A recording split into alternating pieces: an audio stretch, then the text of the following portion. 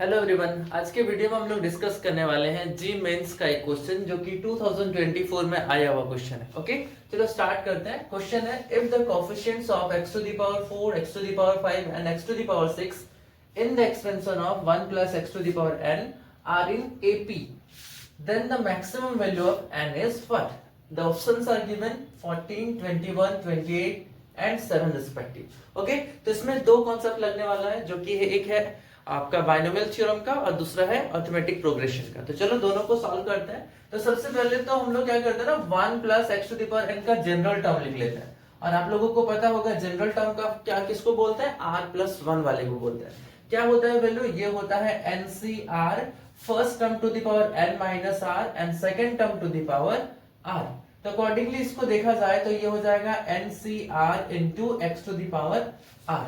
Okay, अभी हम लोग क्या करेंगे ना, इससे हम लोग कोएफिशिएंट्स निकालेंगे। कोएफिशिएंट्स मतलब जैसे कि x का पावर अगर 4 करते तो r के जगह क्या पुट करना पड़ता, 4। तो अगर हम लिखें coefficient of x to the power 4 तो r के जगह क्या पुट करना पड़ता, 4 पुट करना पड़ता। तो r के जगह अगर 4 पुट करोगे तो ये बन जाएगा x टू दी पावर 4 और इसका कोएफिशिएंट क्या हो जाएगा, NCR। बट NCR के जगह पे 4 रखना है तो NC4 इसका कोएफिशिएंट हो जाएगा। किसका coefficient, x to the power 4 का। Similarly x to the power 5 का कोएफिशिएंट क्या हो जाएगा, अगर आप ध्यान से देखो तो x का पावर 5 दैट इज r के जगह 5 पुट करना पड़ेगा, मतलब this is NC5। And accordingly अगर हम लोग coefficient of x to the power 6 निकालेंगे तो r के जगह पे 6 पुट करना पड़ेगा, तो दिस इज NC6। तो मैंने क्या किया, सबसे पहले बाइनोमियल थ्योरम का जो यूज करके तीनों का कोएफिशिएंट्स निकाल लिया, x टू दी पावर 4 का, x टू दी पावर 5 का और x टू दी पावर 6 का। अभी क्वेश्चन के अकॉर्डिंग ये तीनों कोएफिशिएंट्स जो है ना वो एपी में है। तो हम लोग जानते हैं अगर तीन नंबर्स एपी में है, a, b, c अगर एपी में है तो 2b equals to a plus c होता है। अगर आपको नहीं पता तो कोई दिक्कत नहीं है, हम लोग कॉमन डिफरेंस को इक्वेट कर सकते हैं कुछ इस तरीके से, b minus a equals to c minus b। और अगर आप इसको फर्दर सॉल्व करोगे then we got 2b equals to a plus c। Okay, तो हम लोग इसी कॉन्सेप्ट को यूज करने वाले हैं दिस तीन वैल्यूज के लिए। This is a, this is b and this is c। और ये तीनों क्या है, एपी में है। That is we can say that twice of NC5 is equals to NC4 plus NC6। ये हम लोग लिख सकते हैं। अभी हम लोग बाइनोमियल कॉम्बिनेशन का फॉर्मूला लगा देंगे, सिंपल। NCR का फॉर्मूला क्या होता है, ये होता है n का फैक्टोरियल बाय r का factorial into n minus r का फैक्टोरियल। तो इसको हम लोग यहाँ पे यूज करने वाले हैं। तो इसके अकॉर्डिंग क्या हो जाएगा, चलो देखते हैं। This is twice of n का फैक्टोरियल बाय 5 का फैक्टोरियल इनटू n माइनस 5 का फैक्टोरियल।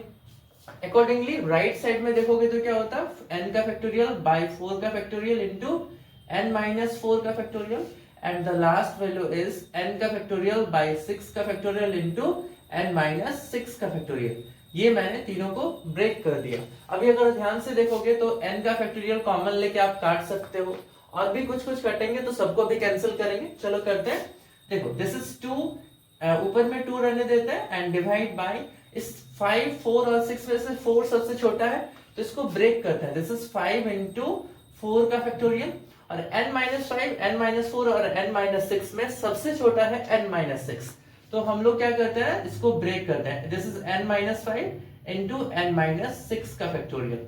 ओके, सिमिलरली ये कितना होता है, 1 बाय 4 का फैक्टोरियल और n माइनस 4 को n माइनस 6 तक लेके जाते हैं ताकि हम लोग कॉमन लेके कैंसिल कर सके। This is n minus 4, n minus 5 and n minus 6 का factorial. Okay, and second term जो है वो कितना होता, वो होता 1 बाय 6 को हम लोग 4 तक लेके चलते हैं, 6 इंटू 5 इंटू 4 का फैक्टोरियल एंड n माइनस 6 का फैक्टोरियल। ऐसा लिखने के पीछे का लॉजिक क्या है, इसके पीछे का मतलब रीजन है, देखो 4 का फैक्टोरियल जो है ना वो कॉमन लेके आप कैंसिल कर सकते हो तीनों से। उसी के अकॉर्डिंग n माइनस 6 का फैक्टोरियल को भी क्या कर सकते हैं, कैंसिल कर सकते हैं। तो मैंने कैंसिल कर दिया।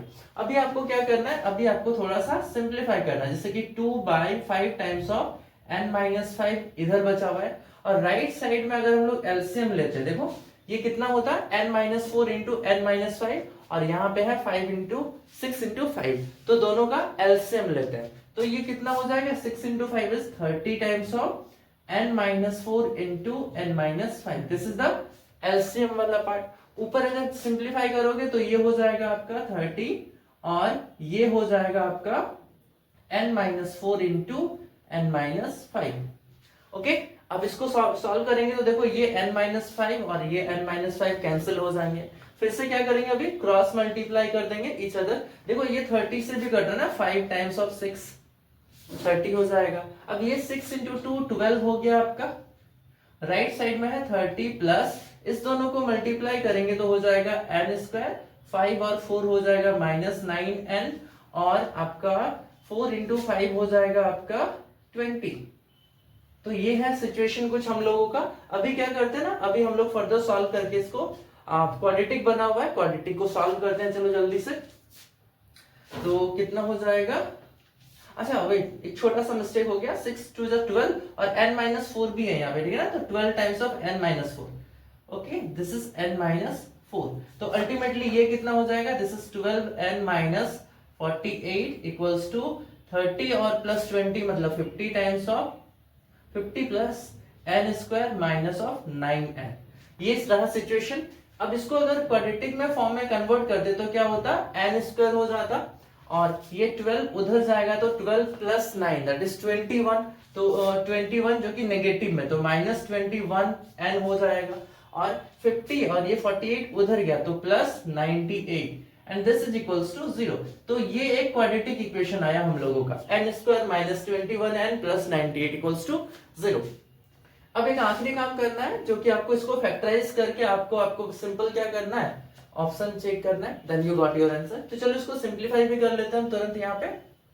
यहाँ पे इसको इरेज करते हैं ताकि हम आराम से स्पेस निकाल सके। This is n square minus 21n plus 98 equals to 0।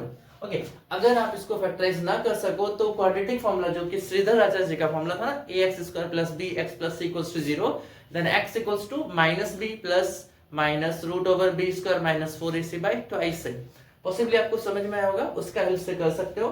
जो कि मुझे यहाँ पे दिख रहा है 21 को दो पार्ट में ब्रेक करने पे होगा 14 और 7 का combination. This is n square minus 14n minus 7n plus 98 equals to 0। अब इसमें कॉमन लोगे तो हो जाएगा n times of n minus 14 और 7 कॉमन लोगे तो n minus 14 and this is equals to 0। तो हम लोगों के पास दो n का वैल्यूज आया जो कि है, एक है 14 और एक है 7। This is n equals to 14 और n इक्वल्स टू 7। बट हम लोगों से क्वेश्चन में क्या पूछा गया है, the maximum value of n। तो मैक्सिमम वैल्यू कौन सा हो जाएगा, 7 या 14? ये तो आपको भी पता चल रहा है, तो ऑप्शन नंबर 1 इज करेक्ट। तो यहाँ पर हम एक लाइन और लिख देते हैं, n ऑफ मैक्स। एग्जाम में इतना फॉर्मेलिटी नहीं निभाना, नहीं तो अपना टाइम वेस्ट करोगे आप। तो this is the answer 14, option number 1 is correct. तो उम्मीद करेंगे कि आपको वीडियो समझ में आया होगा। ओके, और अगर आपको समझ में आया है तो लाइक जरूर करना और अपने दोस्त के साथ शेयर जरूर करना ताकि हमको भी अच्छा लगे वीडियो बनाने में। बहुत बहुत धन्यवाद।